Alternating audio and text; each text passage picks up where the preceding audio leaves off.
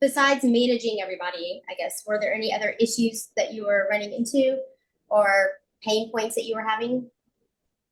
Doing it on my own, you mean? Or Yeah, yeah. before Oh we yeah. I mean, it's like, something's not in stock. It's like if you use a chain and then all of a sudden that chain's no longer in stock, or if you're using the base of something, a clasp, a lobster clasp, or this, that, or the other, and it's back ordered, and throughout the last couple of years, or the last year, there has been a lot of shipping issues. I think people are just seeing that everywhere. So you run into, out of stock, back ordered type stuff. And yeah, that was, I think, the main issue. Like here and there, you just have these hiccups along the way. Whereas, if you're going to one source, I think they're capable of, like, they have what they're offering you. Yeah, well, I can imagine you were probably spending, I don't even know how many hours your day sourcing and running Oh my God. pieces.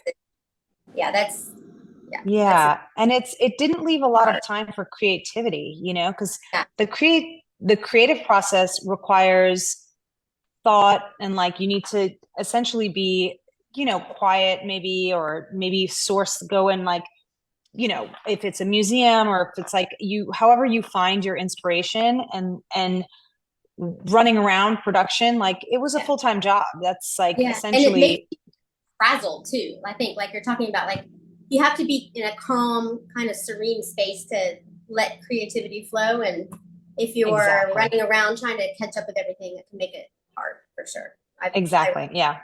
yeah. So what led you to, so you and I had talked, I guess, last year, right? And then we didn't talk for a little bit, and then I think one of us reached out. What made you decide to reach out to us, I guess? I think I always knew if I wanted to grow my business and I wanted to create the business that I wanted, um, I needed to have either, find a good manufacturing company, or um,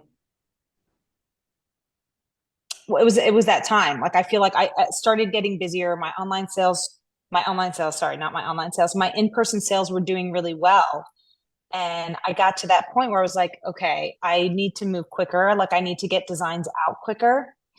And I need to really start focusing on refining the brand, like really working on my technique, like what does social anarchy, look like, and how are people going to know this is that cool, edgy company where you get your, fine jewelry with accents of, black and gold and black diamonds and white diamonds and rubies. And so I knew in my mind I was going to need to take back time. And the only way to do that would be to find somebody that I trust that could do good work and could be a partner, and not have to, hire. It's, when you're an entrepreneur and you're by yourself, it's impossible to start hiring people full time, to do that sort of thing, unless you have a lot of cash to invest in building a team, which I don't. And I think a lot of Right. people don't.